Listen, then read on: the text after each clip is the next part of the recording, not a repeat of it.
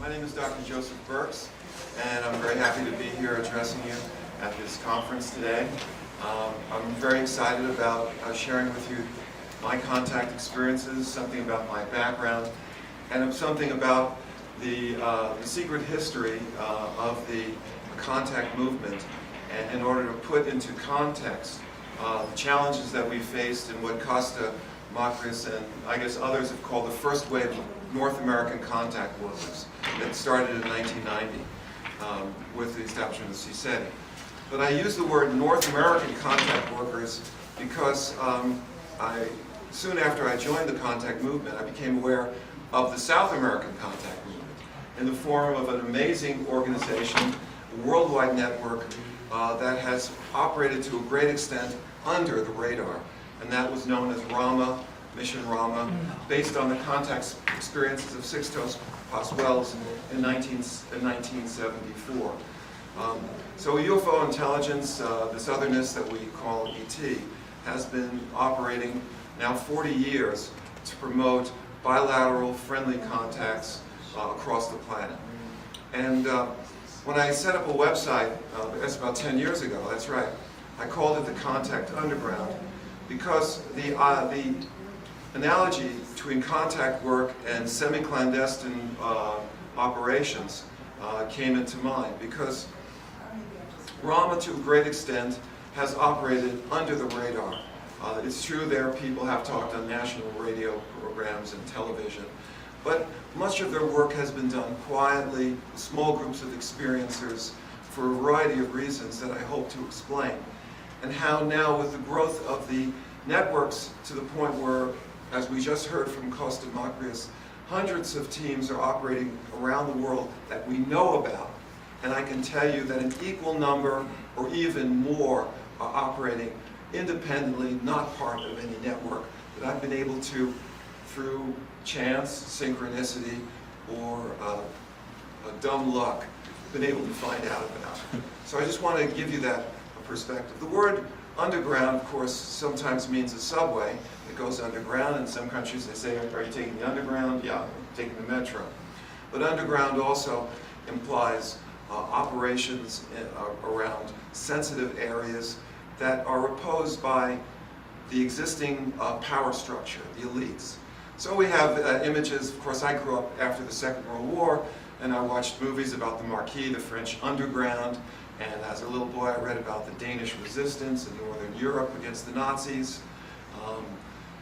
I'm of Jewish background, so that what happened in the Second World War had a big impact on me, because 6 million Jews and 20 million Soviet citizens and 50 million Europeans died in that Holocaust. And many people were struggling underground to oppose the madness that was fascism that swept the world in the 20th century, and was responsible for 50 to 60 million people of the 200 million people who have been killed since the First World War in either war, revolution, or the famines associated with those conflicts.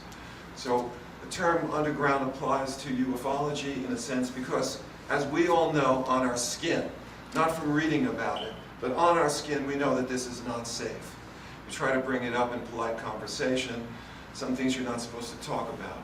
In some circles, it's politics. No, we don't talk about politics. It's not polite. We're not supposed to talk about sex. No, we're polite. We don't talk about it. And we're not supposed to talk about UFOs because the existing power structure has relegated this to what they call fringe. But as we understand, contact is at the center of the crisis that our civilization is facing. And I'm going to be defining some important terms as I talk to you, because words have power, and the terms we use capture the essence of what the world is like. So I don't use the expression underground lightly. We are now coming out into the open, which is a very good thing. But for many of us, and for decades to come, it won't be easy, and we have to provide support, education, and we get a lot of guidance from both friends around us here and also what I like to call friends in higher places. All right, so let's talk about some basic terms. We talked about the underground. let's talk about the term contactee. Contactee in many circles is pejorative. It's usually associated with contactee, cult. A new religion is what a cult is. And all the major religions, let's face it, were once cults. Christianity was the cult of Jesus. It broke out of Judaism. Islam, before it established itself as a world civilization, after the Prophet Muhammad died, and within 100 years, an enormous new civilization with centers of education were established. But it was started, if we are to believe the accounts, by a man who was illiterate, but who was guided by higher powers. But his new faith, which was a monotheistic faith, was called a cult. So we have many established religions who once upon a time were a cult. Now, I don't think ufology is a cult, but I bring this up because the term contactee attached to cult has been used as a weapon by people to shut us up, to say here's some kind of bizarre, hokey mind manipulation. You're a cult. No, I don't think that's true, because ufology is not a religion. Because although we all seek spiritual guidance, and the intelligences we are dealing with are not a little further advanced than just technology, but they're also a further advance in terms of spirituality. And the joke I like to tell about spirituality and religion is, God gave us spirituality and the devil organized it as religion.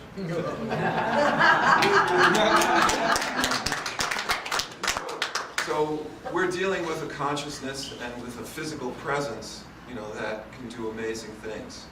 Now, I'll tell you a little bit about my background, and you'll understand why certain of the amazing things that they've done resonate so strongly with me.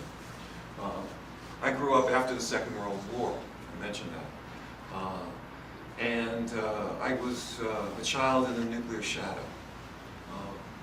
A lot of you people are young and you don't remember the era of atmospheric testing, when the United States and the Soviet Union developed the atomic bomb, and they were blasting first atomic bombs and then hydrogen bombs with millions of tons of TNT equivalents into the atmosphere. These were outdoor tests, they were over water, and the radioactive material that was coming, and I'm not talking about just a 1 megaton bomb or a 10 megaton bomb. The Soviets, in an uncontrolled blast, detonated a bomb that's been estimated probably 30 million tons of TNT. And that radioactivity was spreading around the planet. After all, that's how the United States first got wind, literally, of Soviet atomic testing, when balloons sniffing radioactive particles brought back the word in 1947 they had detonated the test. Or was it 49? It was the late 1940s. Jesse Marcel Jr. Passed away recently, a great loss, but his dad was the intelligence officer right here in Roswell, based, who was called out to investigate a mysterious event. He brought back wreckage, his son saw it, the world was given a cover story, first the truth, that a saucer had been downed, and then the cover story, that no, it was just a weather balloon, that's what it was. And these intelligence officers who were stationed at the only nuclear-equipped Air Force, those elite squadron that had bombed Hiroshima and Nagasaki, were based right here. And they, were responsible for the deaths of hundreds of thousands of people. But those intelligence officers were so naive that they could not identify routine weather balloons. And they somehow conflated it that these were crash saucers, those poor dears. And one of those poor dears was Jesse Marcel Sr. And what happened to him? You'd think that a person who couldn't tell the difference between a weather balloon and something else would be censured, or Colonel Blanchard would be, who released that public statement that was later retracted. They wouldn't get a promotion. Well, guess what happened? Jesse Marcel Sr. was the intelligence officer that prepared the briefing for the President of the United States when the first Soviet atomic tests occurred. Testament to his skill and his knowledge and his devotion to his country. Colonel Blanchard went on to become a high military official in the Pentagon and was slated to be perhaps the head of the Air Force when he died at a young age of a heart attack, right in the Pentagon. So when we talk about the nuclear era and the impact it had on society, and the fact that the UFOs were here in force over Roswell, then we have to understand that this was a worldwide process.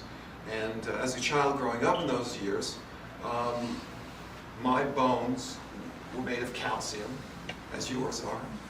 And guess where I got the calcium? From milk. And where did I get the milk from? Cows. And what were the cows eating? Grass. And as that radioactivity spread all over the planet, they were finding in the deciduous teeth, the baby teeth of children, the nuclear radiation, strontium-90, which biologically is replaced for calcium. It's integrated into your bones. And it was Dr. Spock, not the famous Spock from Star Trek, I think it's Dr. Spock, a famous pediatrician, was very concerned, as were the mothers, about their kids being irradiated.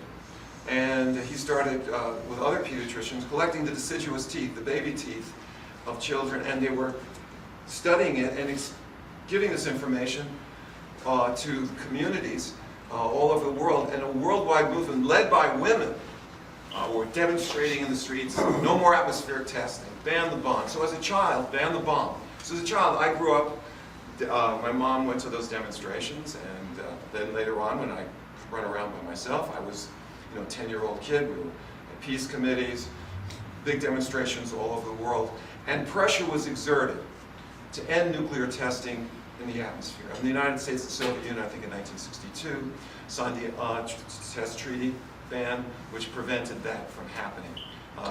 Helen Caldicott, who was a doctor in the peace movement, the Doctors' Peace Movement, said you should never underestimate the power of women when they get aroused. And they were aroused in that movement to end atmospheric testing. And the next generation that we see of contact workers here, they get the benefit from those aroused women who stopped atmospheric testing.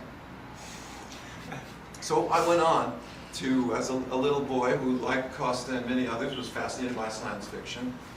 And it was just fiction, of course, to me. I never had a sighting and didn't really think seriously about UFOs. It was a nice fantasy. But I was politically active. And we used to say in the anti-nuclear movement, better be active and not radioactive. and so we participated in demonstrations and campaigns for petitioning the government to not only end atmospheric testing, but end all testing, underground as well, and to end the nuclear arms race. As a child, I saw the Vietnam War starting.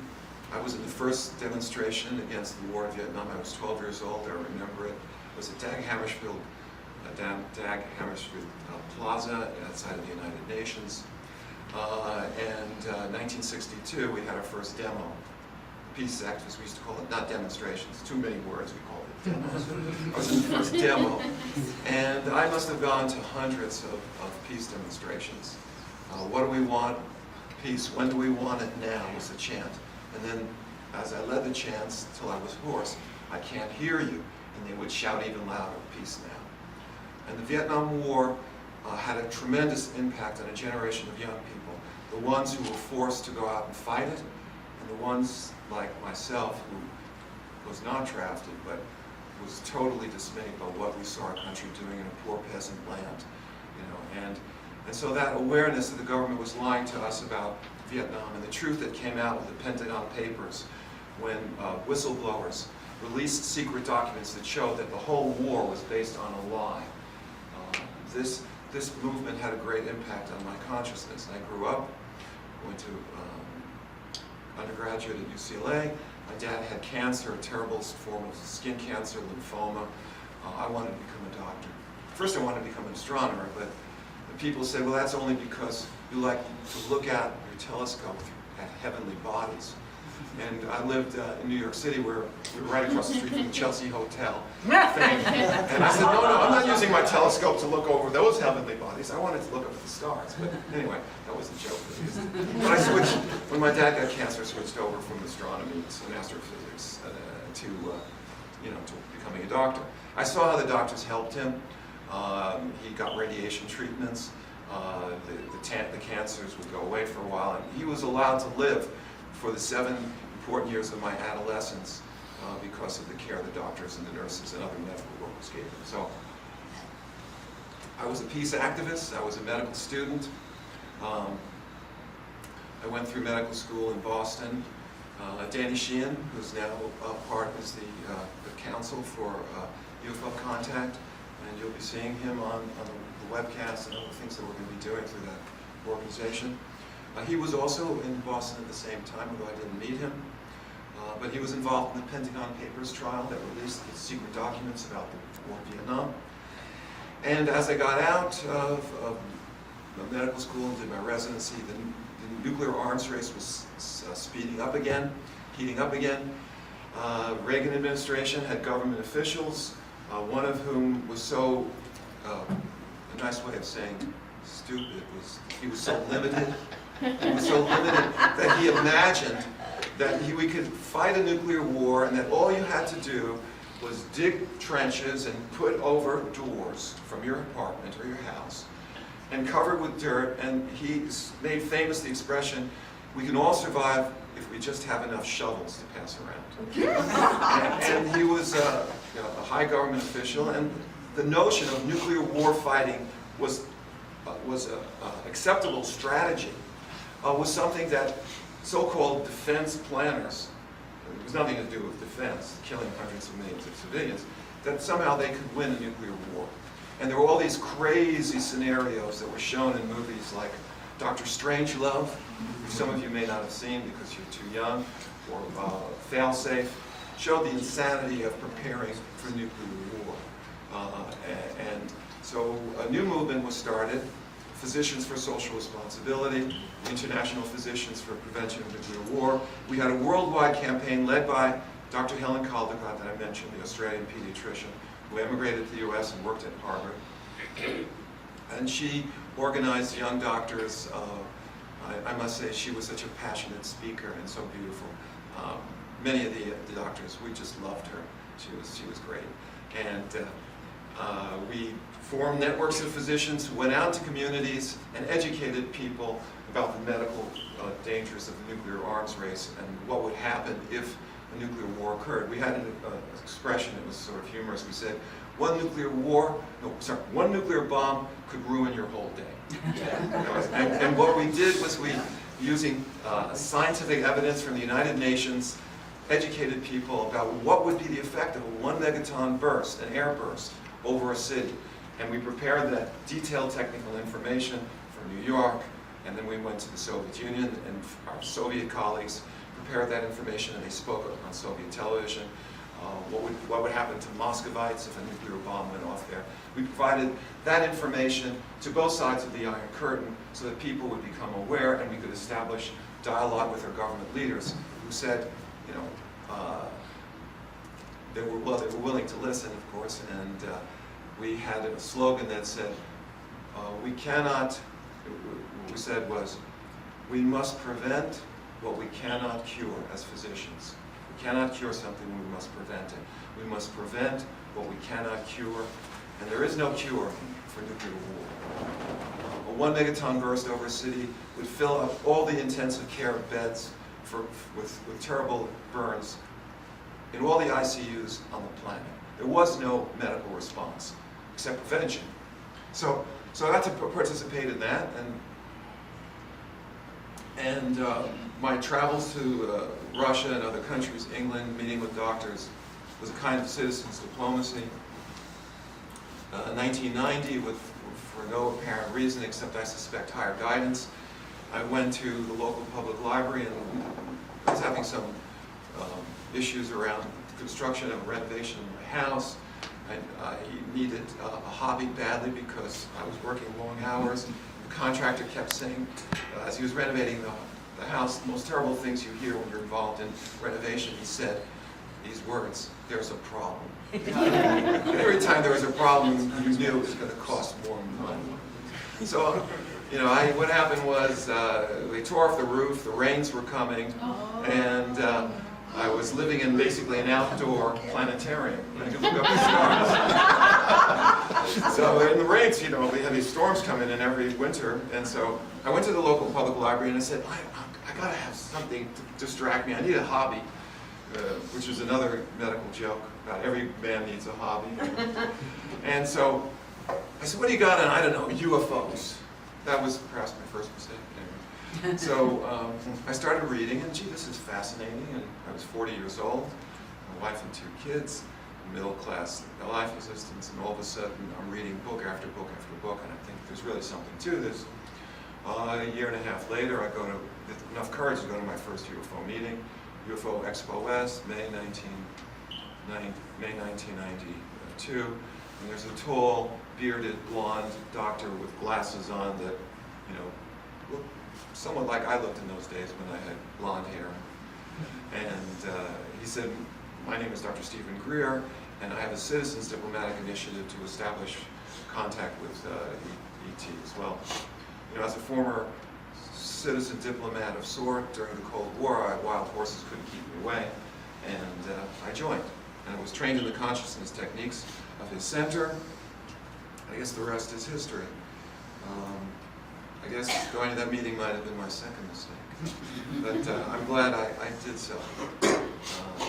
And if you've read my chapters in this wonderful book, Paths to Contact, and for those people who are seeing this on YouTube, unpaid advertisement right now, I urge you to go out and get that book. It's an excellent book. It has not only my first 50 pages of my chapter, but also many of the people who are here that you'll be seeing on YouTube videos, I hope, in the future. So go and get the book. For people who haven't bought the book, we have some copies in the back of the room today. So please do. And so what happened was, as soon as we started doing contact work, to my surprise, UFO intelligence responded. And I was somewhat amazed, because I had imagined that, well, you know, this is a new project, and it's going to take us a while. We're going to go out there a couple of weeks, and nothing's going to happen. And then we might see a light in the sky. That wasn't what the game plan was apparently with the ETs. They hadn't read Joe Burkes' imaginary master plan for them. It's the first night we go out, we're having contact, both with Dr. Greer in the field and then without him. And the contact was full of ambiguity. We were there meditating. We heard, strangely enough, the sounds of owls, which apparently is part of UFO lore. There weren't a lot of owls in the Santa Susana Pass where we chose that site to do our field work, but at night they were out there. And while we were meditating that first night, all of a sudden atmospheric effects occurred that were inexplicable. Flashes occurred that turned night into day. And there was no clouds, there was no storm. It happened repeatedly. I had my eyes closed and everything wiped out. The people who did have their eyes open were doing sky watch night into day. Happened time after time. As we were moving to the trail, which brought us down to our vehicles, and we were in the Santa Susana Pass, which coincidentally was right next to the Department of Energy site, where they had developed not only the engines for the space shuttle back in the 70s, and this is in the Santa Susana Pass in the northwest corner of the San Fernando Valley in Los Angeles, California. When those jet engines, I should say rocket engines, were being tested, you could see the lights back in the late 60s, early 70s for the space shuttle, all across the San Fernando Valley. There's tremendous light. So that Department of Energy site was there. We didn't know that when we picked the site because it had been decommissioned, supposedly, at that time. But I learned a lot more about that site in the years that followed. So we're in the Santa Susana Pass, and we're going back to our cars, and all of a sudden, up on the ridge line, in a place called Rocky Peak State Park, perhaps 2,000, 3,000 feet away, a light starts flashing at me, a very powerful light. And it seems, well, it's not really a UFO of sorts because it's on the ridge. It's not, you know, UFO is supposed to be in the air, and this thing is right on the ridge line. And one of my coworkers, at an intuitive level, was given the information that if you encounter something anomalous, why don't you establish a complex sequence of signaling to prove that there's actually photon talk going on between you and some unknown source of light. So I signaled at the object as my coworker had been directed.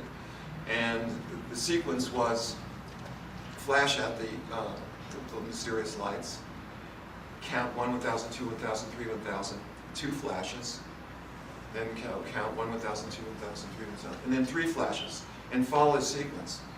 Well, it took me a few minutes to get down the rhythm, but I finally got it going pretty good. And to my amazement, one of these 2 powerful lights signaled back.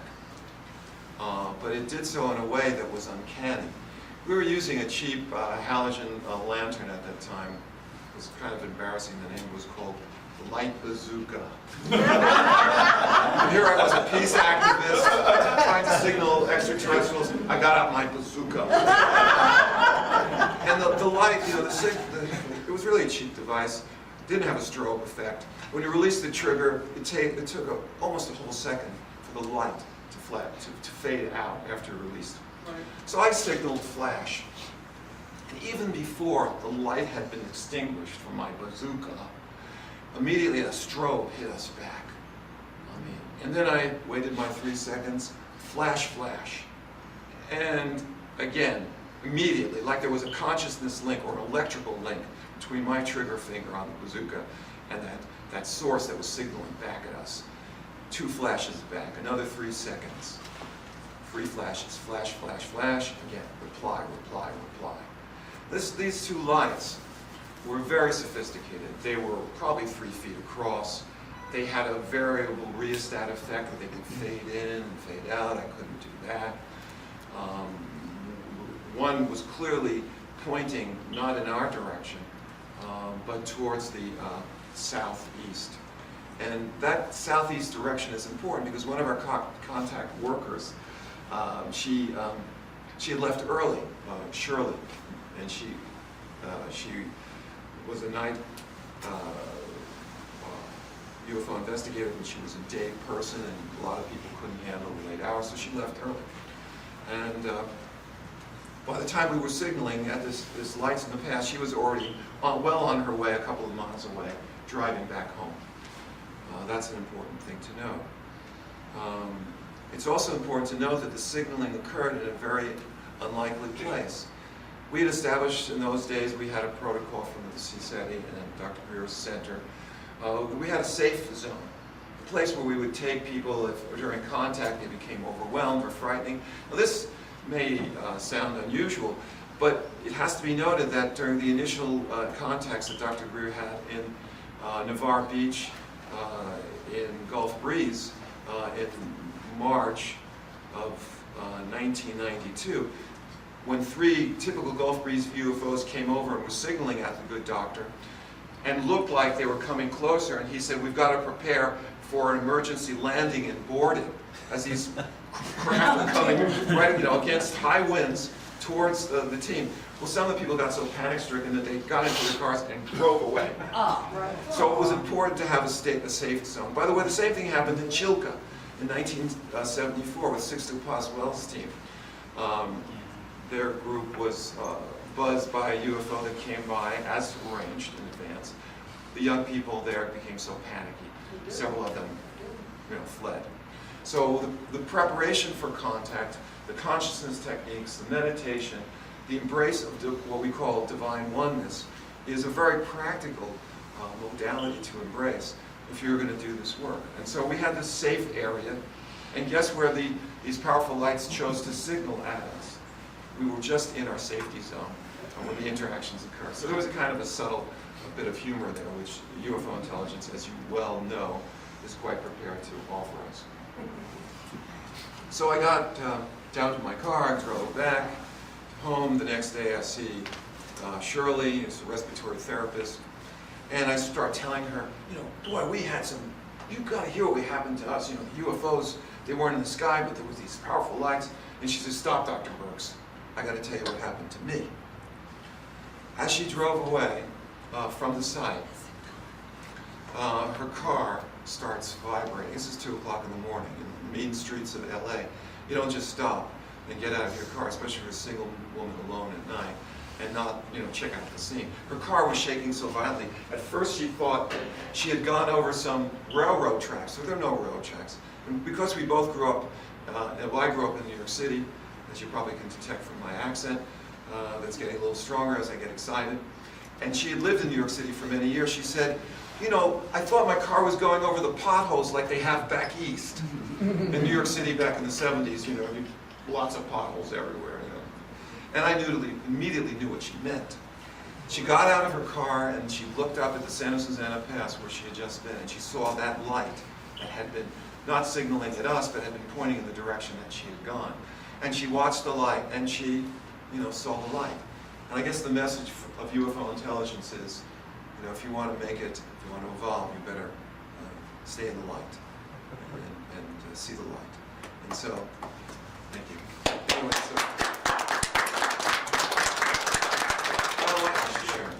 so in any case, that started off my experience as a contact worker. And the reason I say contact worker and not contactee is contactee, even when it's not attached to the pejorative cult, contactee is still in many circles, it happened in the 50s, and there was this nutcase Adamski and these other guys who claimed all these telepathic communications.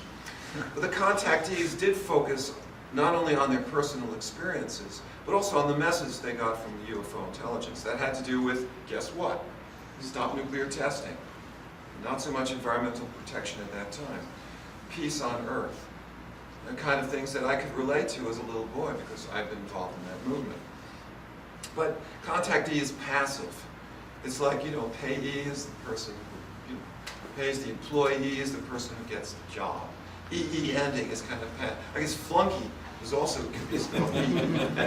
But an ER ending in English is the active one. A worker is someone who works. A singer is someone who sings. A player is someone who plays. So I prefer the word contact worker rather over contactee because let's face it, contact is work if you're going to do it right.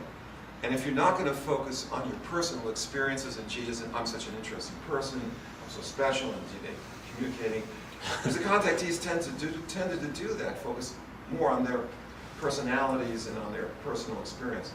If you're a contact worker, what you're doing is you're going out to the larger society and saying this is important, and the focus of that is you're relating the contact experience to addressing fundamental problems that our civilization is facing.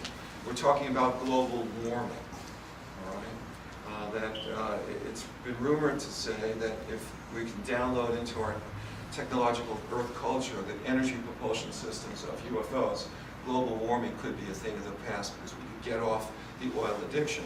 We could also address issues of war because these civilizations who've gotten here clearly did not fight their way to the planet. They would have self-destructed if they had access to the kind of energy systems they have. To get here, they probably had to go through some kind of maturation process. To get here, they had to live in peace with not only themselves, but whatever other civilization they encountered on their travels, or maybe moving through in other dimensions. So the message that the UFOs are sending us is, you guys can either live in peace and evolve to a world planetary civilization and have relations where you can destroy your planet and die here.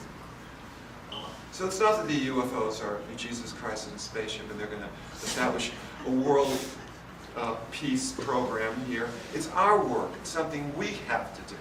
Nor are they Darth Vader here to, as Costa mentioned, steal our women or Coke bottles or whatever.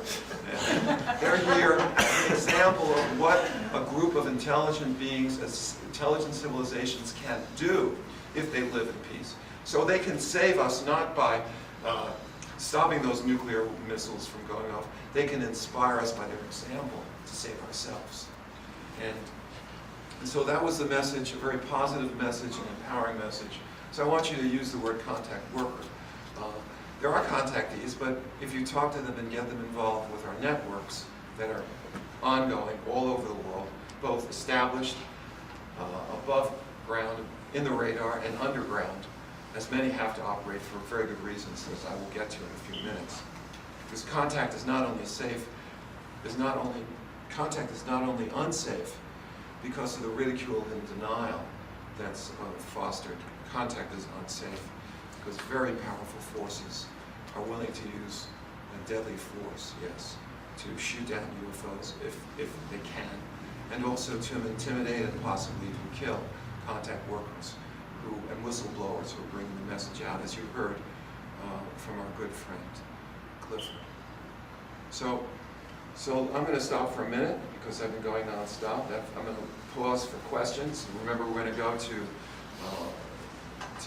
around noon, and then there'll be a 5-minute break. If there are any questions, if not, I'll continue. I'm going to go for another 12 minutes. Yes? I'd like to comment on something you were talking about the early days of the nuclear war. Actually, we called it MAD. Mutual assured destruction. Makes no difference who went ahead, started the war. Everyone's going to die. Right. The CIA did a top secret national intelligence estimate in 1957 that the former Soviet states would in fact launch a preemptive strike against the United States sometime between 1960 and 1962. And we would be forced to go to war. Right. In order to psychologically prepare SAC units, they did a 5-part training film in which we won. You know, hundreds of millions of people worldwide died. But we won, even though they attacked us first. The only reason they did that was to go ahead and get the SAC crews to understand you've got to carry out your mission, just like they told the foot soldiers. Mutual assured destruction. Yeah. And if you'd like a copy of the film, that film, I have it. And I'll be more than happy to give you a copy. Thank you very much. So I don't know if this was picked up on the video. What we heard was a question, or actually a powerful statement about what nuclear war fighting strategies were called back in those days.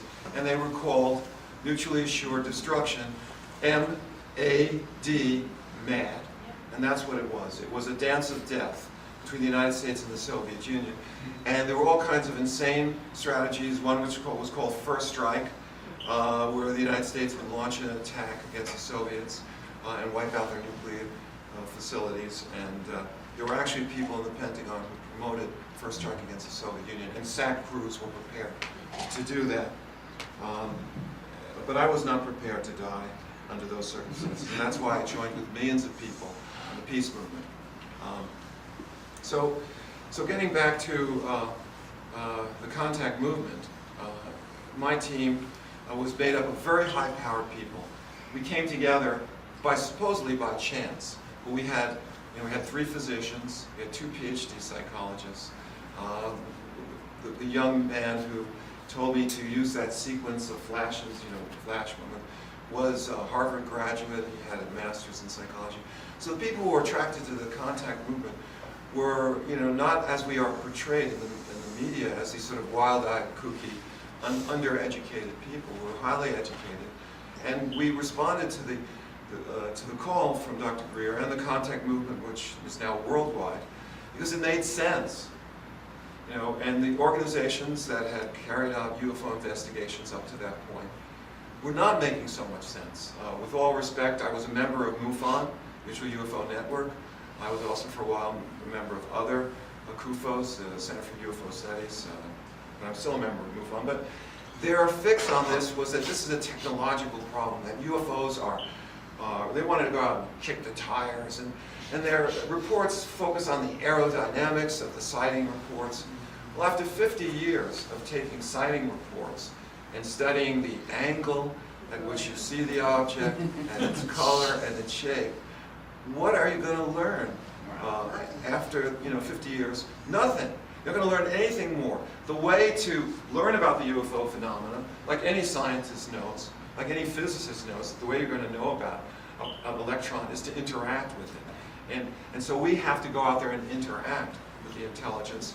It makes sense, but unfortunately people, for a variety of reasons, which if we have time, I'll get into some material that I covered in a position paper, to alien abduction theorists prevent or delay open contact, because we have a culture of fear that has frightened the UFO investigators, so that many of my colleagues and coworkers, very educated people in the MUFON, some of whom were actually experiencers themselves, had sightings, were afraid to go out and contact UFO intelligence because they actually believed the propaganda of the UFO subculture, alien abductionists.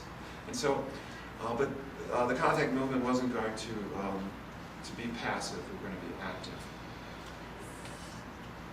So, our team was out there in the field, we were having sightings. Things were going quite well, our network was growing, we established a team. Well, it was first in Sherry Adamek's team in Denver. It's important to understand the sequence. Then LA was the fall of '92. December was Phoenix. Denver, LA. Well, I guess on the map, right? It's here. First one, of course, was in Nashville, Dr. Greer's team, but he never really was a working group coordinator. He had some working group experience running a local team, but his other responsibilities were left to Sherry in Denver, Sherry Admek, his assistant. And much of the contact protocols came from her in collaboration with him. It was a cooperative venture. Then Denver, LA, and then Phoenix. But we had problems. And the problems had to do with surveillance, harassment. Because of my work in the international physicians movement, and because I was an anti-war activist for many years, and I was doing things that I believed were lawful, organizing lawful demonstrations of thousands of young people against the war in Vietnam. But the LAPD thought that we were some kind of communist conspiracy, and they had what they called the Red Squad that infiltrated the peace movement. There were agent provocateurs. These are people who would pose as leaders, would deliberately lead you into activities that were illegal, and then you'd get arrested. Agent provocateur. So because I was very adamant about my desire to work for peace, and because maybe I had grown up in New York City where I had done a lot of fighting and running away from street gangs, I was very cognizant of people who were up to no good. And so there were agents in our movement, and we would try to find them in a variety of ways. We'd expose them, get them the hell out of there. During demonstrations, when people started doing things that were clearly illegal, like throwing rocks at the police, we would surround those individuals and say, you may or may not be a student. You don't look like a student. But you're going to have to stop that, because if you do and break the law and the cops turn around and start gassing us, or God forbid, shooting us, you're responsible. And we would take those brick throwers and we would get them the hell out of there. A couple we actually identified as police agents, and when they were identified, man, they ran behind the police lines. And because that what we did was lawful, but the power elite has ways of retaliating. Thank you so much. Next generation of contact, right? And they say in Spanish, siempre listo, always ready. So they're always prepared. So I was sensitive to the fact that when we go out to a research site, there would be these men about 40 years old, driving non-military jeeps, had a military bearing, short khakis on. They'd be walking around, looking at the places that we had discussed on the phone that we were going to investigate. As soon as we arrived, they would quickly leave. But looked like they were working together. Some of them each looked like they were twins, 40-ish, short hair, little mustache. One time we went out in the field, the Joshua Tree was so ironic, it was like the second time we were going out there. And we arrived and we were driving on an old geology road, which is, and this goes down, there's a wilderness highway that goes down the center of the Queens Valley in the Joshua Tree National Monument. And you're bouncing along a road and totally isolated at night in the fall of 1992, correction, 93. And we're out there, and as soon as we arrive, a guy who looks like he could press his own weight, looks like a Navy SEAL, got out of his Jeep, non-military Jeep. He puts on his backpack, and there's nobody out there. It's pretty cold in Joshua Tree, 4,000 feet in the fall. And he says to us, gee, isn't it strange that I'm not the only one out here backpacking and hiking alone in Joshua Tree as he walks across the desert away from our team as we set up our base towards some rocks that were clearly very effective surveillance points. So this happened again and again. There was evidence that our phones were being tapped because these guys were in advance of what we were doing. One time, we went up to Rocky Peak State Park, and my colleague, I call him Dr. David because even though his wife and he were active members of our team, they've asked that I not use their names. They're still working for the Permanente Medical Group where I worked for 30 years. They were in our contact team, my medical partners.